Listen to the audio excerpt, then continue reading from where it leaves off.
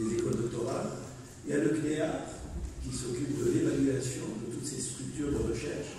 Il y a l'Agence nationale pour la promotion de la recherche, comme son nom l'indique, elle fait de la promotion, elle fait de la valorisation, elle fait le transfert technologique. Et il y a également la Direction générale de la valorisation des résultats de la recherche. Alors, les parties prenantes, là c'est les chiffres jusqu'à 2014, les parties prenantes dans la recherche en Tunisie, nous avons 13 universités, plus la DGET, la Direction générale des études technologiques, avec actuellement environ 305 000 étudiants. Alors, il y a 38 établissements publics de recherche, des centres de recherche, 277 laboratoires de recherche et 304 unités de recherche.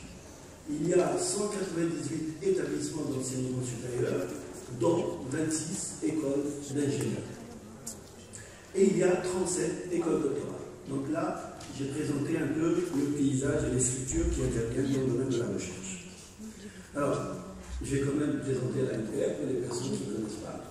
Donc l'ANPR a été créée en 2010. Elle a une structure de PST, c'est-à-dire établissement public à caractère scientifique et technologique, donc autonomie administrative et financière. La tutelle, c'est le ministère de l'Enseignement supérieur, et il y a actuellement une quarantaine de personnes, dont 80% sont des cadres, ingénieurs, etc. Alors l'ANPR, qu'est-ce qu'elle fait essentiellement? Elle s'occupe de l'innovation, la protection intellectuelle, notamment du brevetage, la valorisation, le transfert technologique, le financement des thèses appliquées, je reviendrai là-dessus, le réseautage, la coopération internationale et l'interface recherche-milieu socio-économique. Alors, je vais donner une définition de la recherche appliquée, ce n'est pas ma définition.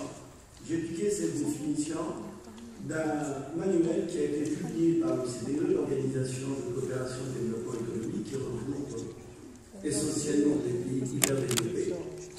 Alors, c'est Frascati qui a donné cette définition. Je vais dire textuellement, comme j'ai trouvé dans le manuel qui a été publié par l'OCDE. Les travaux de recherche et développement englobent les travaux de création entrepris de façon systématique en vue d'accroître la somme des connaissances, y compris la connaissance de l'homme, de la culture et de la société, ainsi que l'utilisation de cette somme de connaissances pour de nouvelles applications.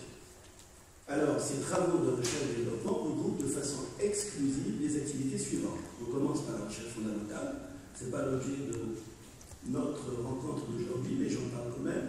La recherche fondamentale, les travaux rentrant dans ce cadre-là sont entrepris soit par pur intérêt scientifique, recherche fondamentale libre, soit pour apporter une contribution théorique à la résolution de problèmes techniques, et là on parle de recherche fondamentale orientée. Alors ce qui nous intéresse aujourd'hui, c'est la recherche appliquée. Elle vise à discerner les applications possibles des résultats d'une recherche fondamentale, ou à trouver des solutions nouvelles permettant d'atteindre un objectif déterminé, choisi à la base. Je reviendrai sur cette définition.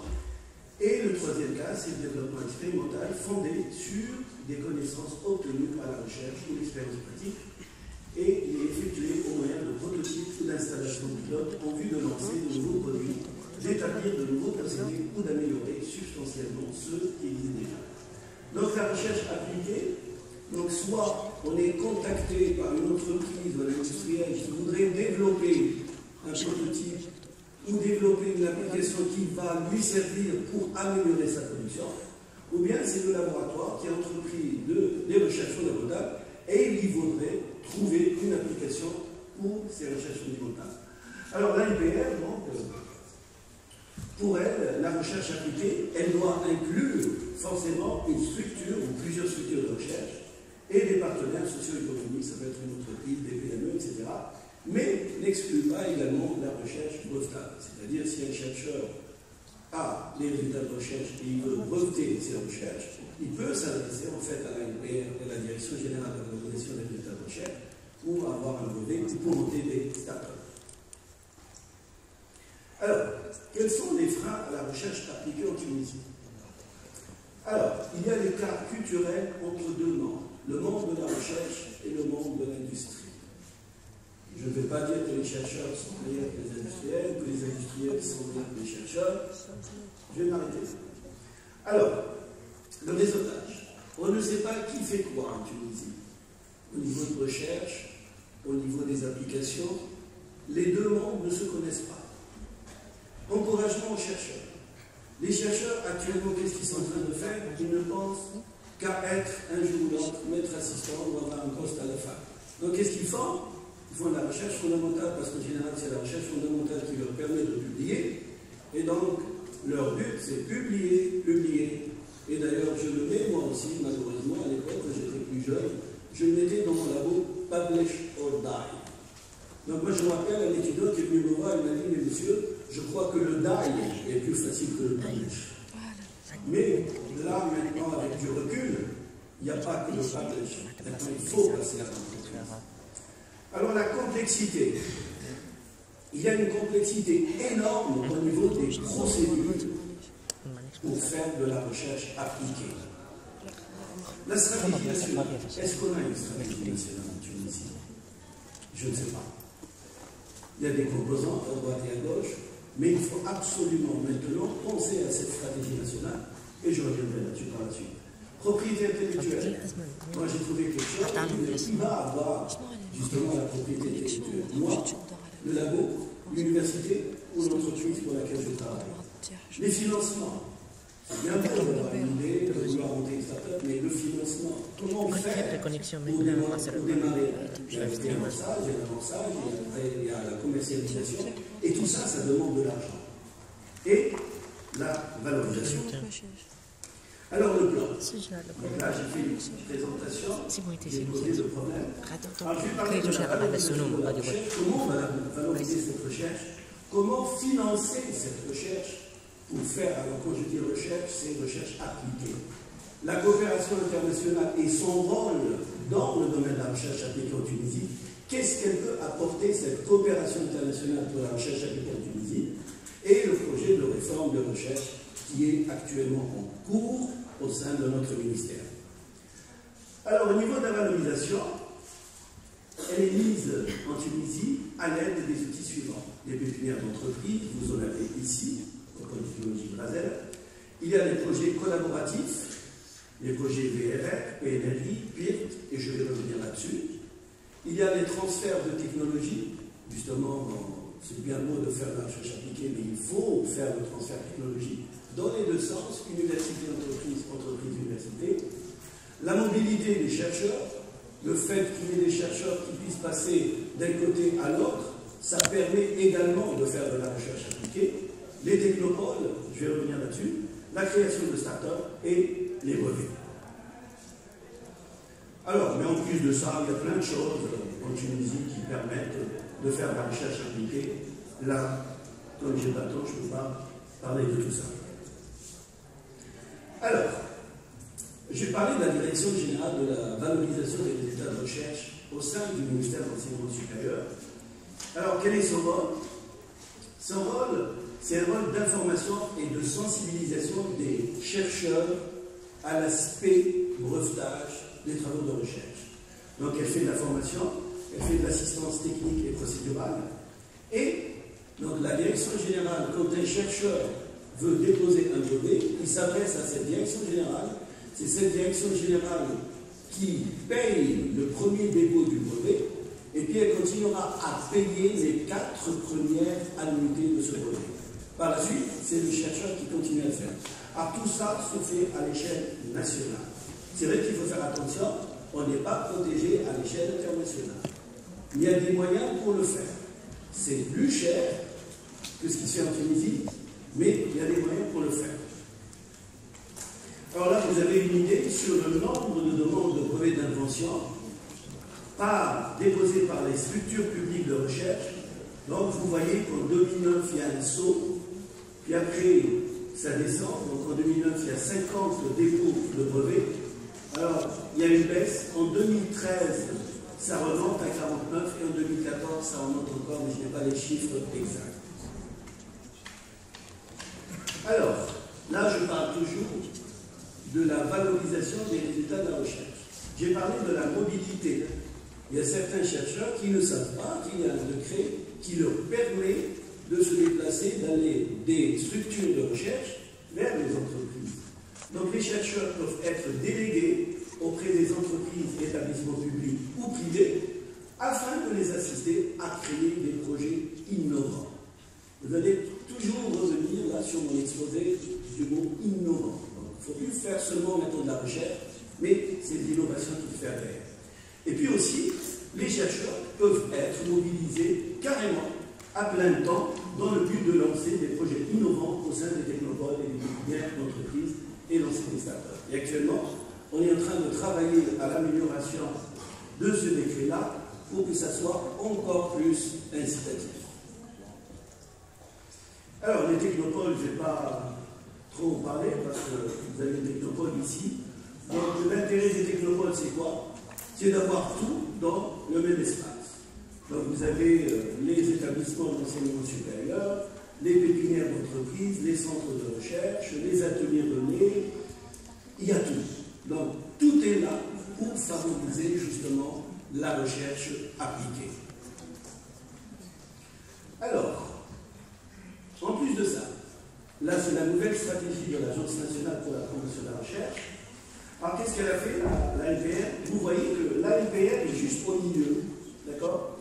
Et tout autour, il y a ce qu'on appelle des référents. Donc l'ANPR, elle a institué dans chaque université un bureau de transfert de technologie. Donc chaque université met à la disposition de l'ANPR un référent.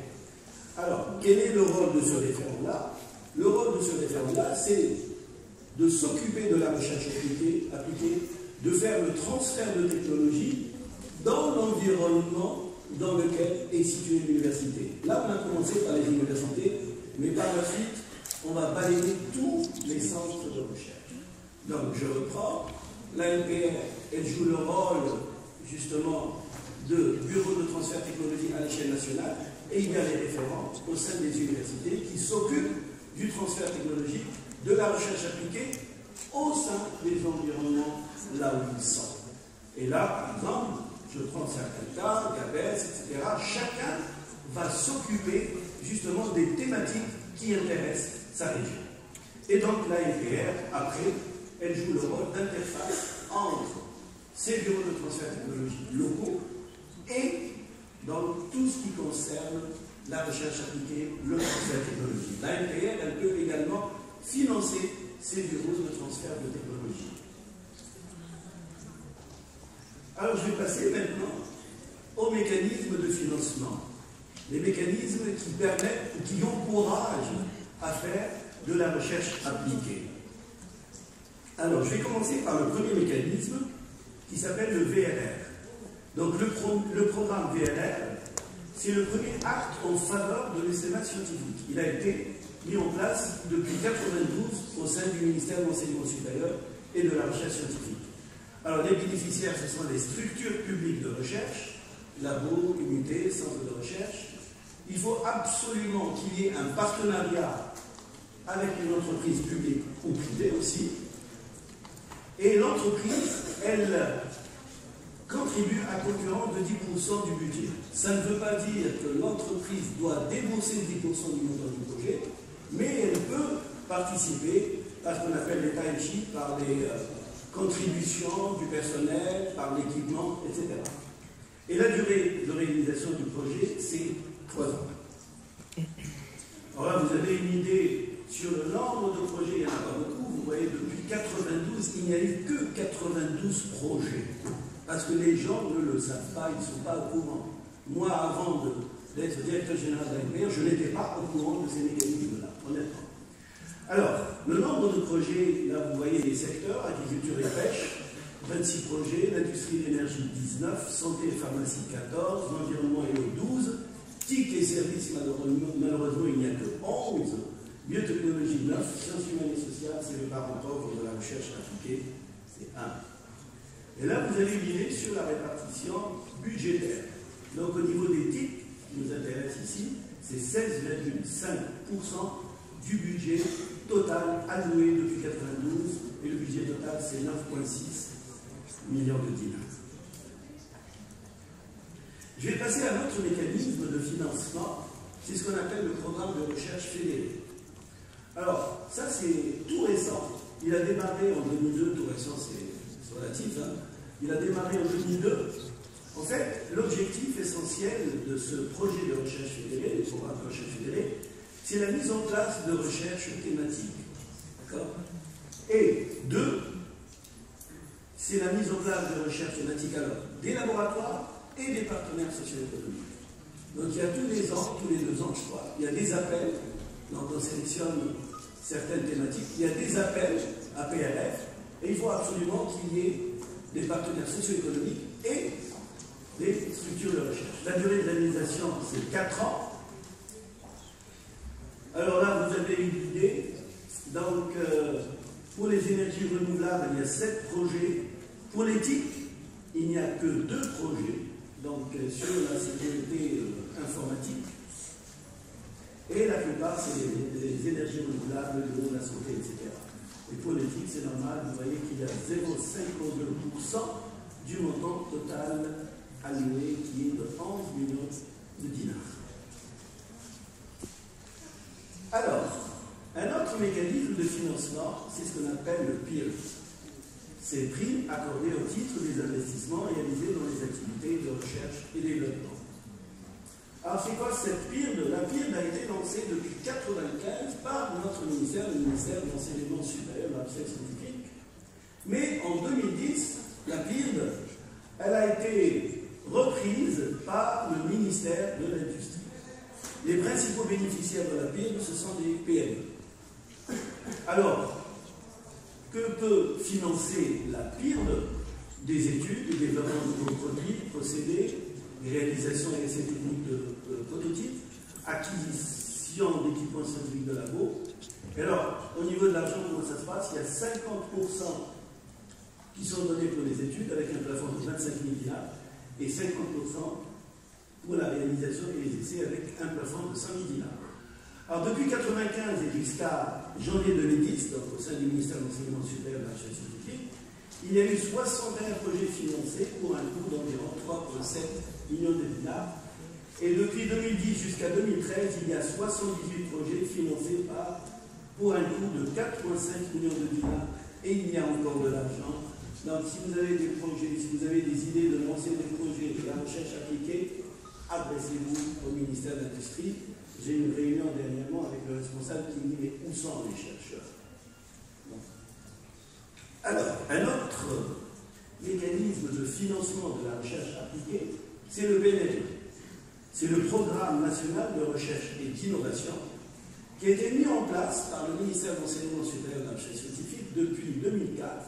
Puis la même chose, il a été repris par le ministère de l'Industrie parce que le ministère de l'Industrie a estimé que le ministère de l'Enseignement supérieur et de la Recherche scientifique n'était pas très apte à justement commercialiser ce produit. Alors, vous voyez, le financement de ces projets permet d'aboutir à des résultats exploités économiquement, exerçant dans les secteurs industriels, agricoles, de la pêche et des services, notamment des services d'éthique.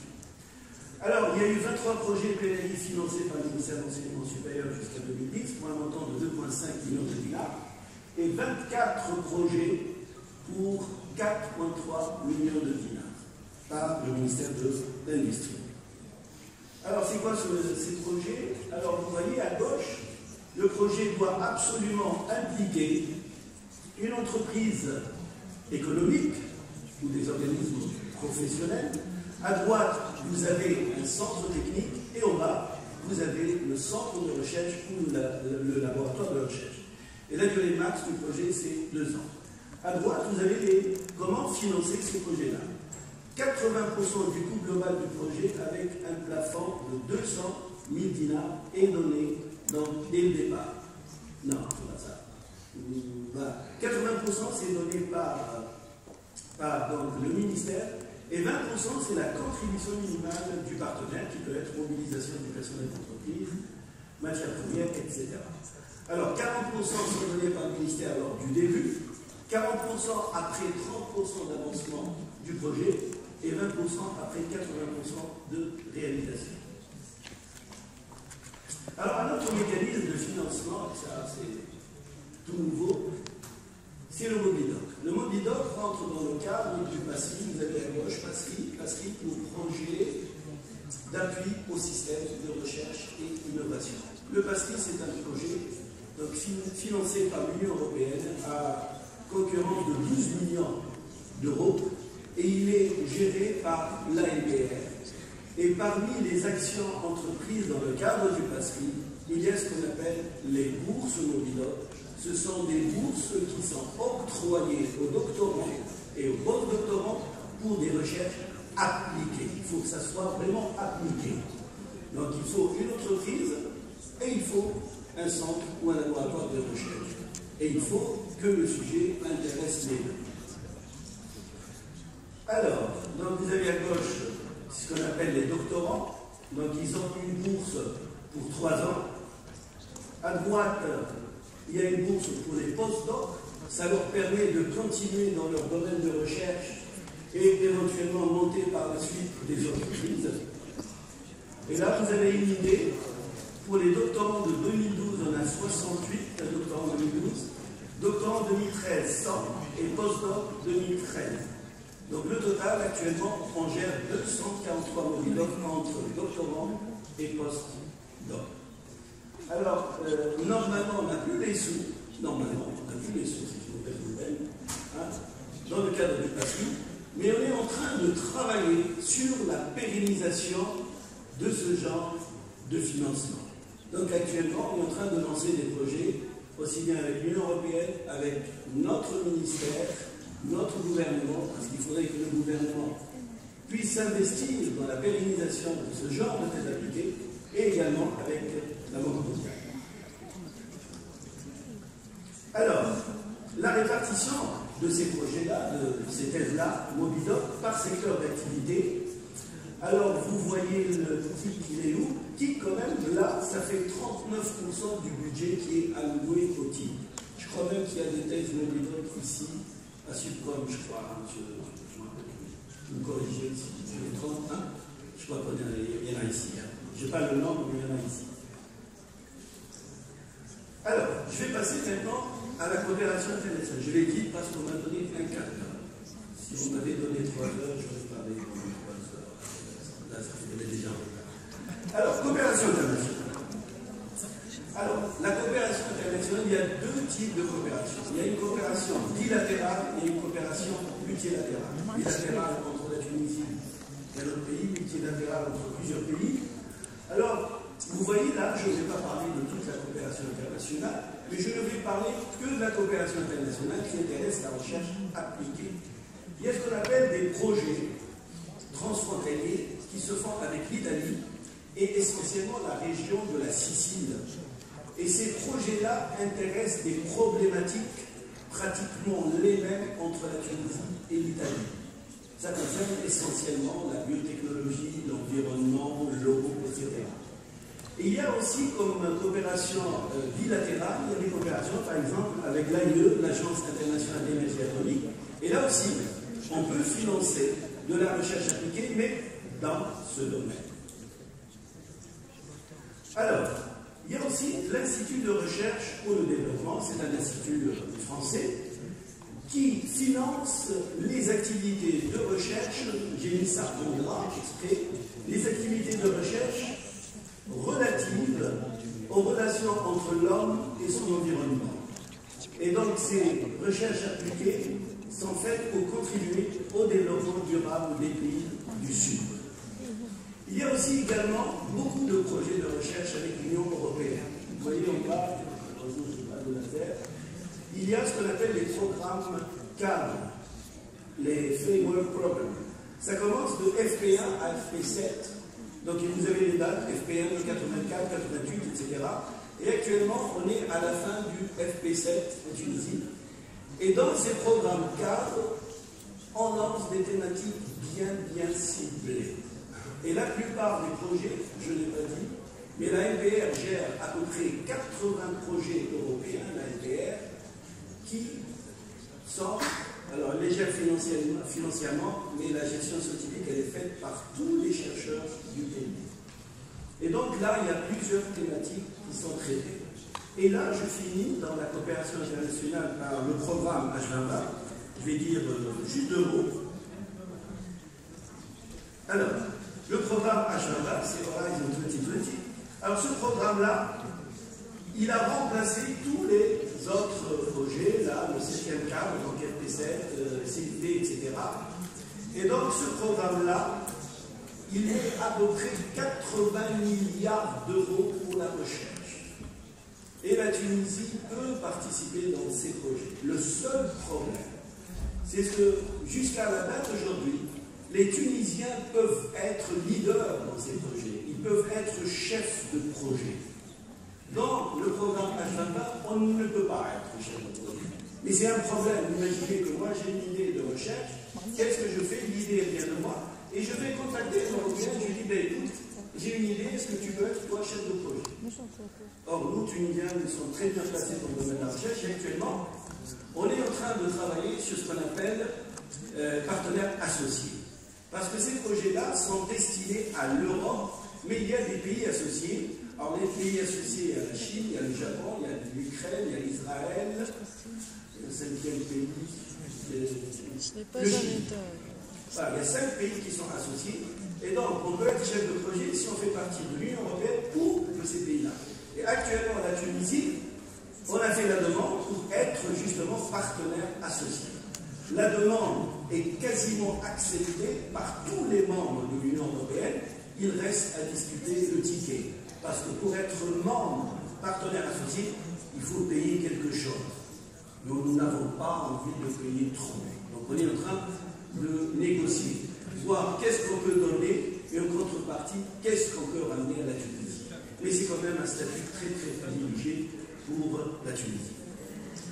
Alors, pourquoi j'ai mis ça? Regardez au milieu. Regardez la recherche au niveau, quels sont les challenges du programme H2020. Regardez au milieu, innovation dans les PME. Innovation dans les PME, bien derrière la recherche appliquée. En haut, leadership dans les technologies clés, c'est la recherche appliquée. À droite, regardez, c'est les défis de société, la santé, l'évolution démographique, le bien-être, l'énergie sûre, propre, efficace, etc. Pourquoi j'ai mis ce transparent? C'est pour vous dire à quel point la recherche appliquée est importante dans le programme H2020 qui alloue à ce programme-là dans 80 environ milliards d'euros. Alors, donc quand même, pour relever certains défis et pour corriger certaines lacunes qu'on a vues au début, il y a eu un projet de réforme de la recherche. Alors, donc ce projet de réforme de la recherche scientifique et d'innovation, il y a toute une commission nationale qui a travaillé sur la réforme. Donc la commission nationale, elle a travaillé sur un PAS, plan d'action stratégique de 2015 jusqu'à 2020. Et dans cette commission, il y a 5 représentants du ministère, 5 représentants du syndicat, 13 représentants des universités, 1 représentant de la GEP. Et donc ils ont travaillé, il y a eu des commissions thématiques sur le parcours. Moi j'ai vu ce matin qu'on discutait pédagogie, donc il y a des gens qui travaillent déjà sur ça, les parcours et formations, la recherche scientifique et l'innovation, ce qui nous intéresse aujourd'hui, l'employabilité des diplômés, la carte universitaire et l'ouverture sur l'environnement, la gouvernance et les ressources, la formation des formateurs et pédagogiques. Et là je vais dire, enfin je ne vais pas parler de tout ça, ça ne nous intéresse pas aujourd'hui.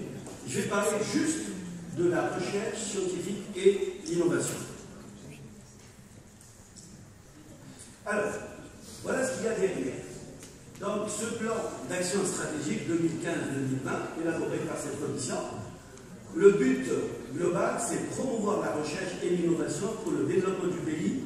Comment? Il y a des buts spécifiques. 1. Mettre en place un système national de gouvernance de la recherche scientifique. Structurer et promouvoir la recherche en sciences humaines et sociales, renforcer le financement et l'infrastructure de la recherche, améliorer la gestion des ressources humaines de la recherche, mettre en place un système de management de qualité et mettre en place un système de valorisation des résultats de la recherche. Et c'est ce qui nous intéresse aujourd'hui et c'est ce que je vais développer parce que justement c'est ce système-là qui s'intéresse et qui va promouvoir et qui va améliorer et encourager la recherche appliquée. Alors, qu'est-ce qu'il y a dans ce point-là? Premièrement, favoriser la recherche en partenariat entre les laboratoires de recherche et les entreprises. C'est la recherche appliquée. Favoriser la mobilité nationale et internationale entre l'université et le monde socio-économique. C'est encore la recherche appliquée. Promouvoir et valoriser la propriété intellectuelle à l'université, mesures incitatives concernant l'enregistrement de données, etc. Et c'est pour encourager les gens à faire encore une fois de la recherche appliquée. Promouvoir la création de spin-off et d'entreprises innovantes exploitant les résultats de la recherche. Et c'est toujours dans le cadre de la recherche appliquée.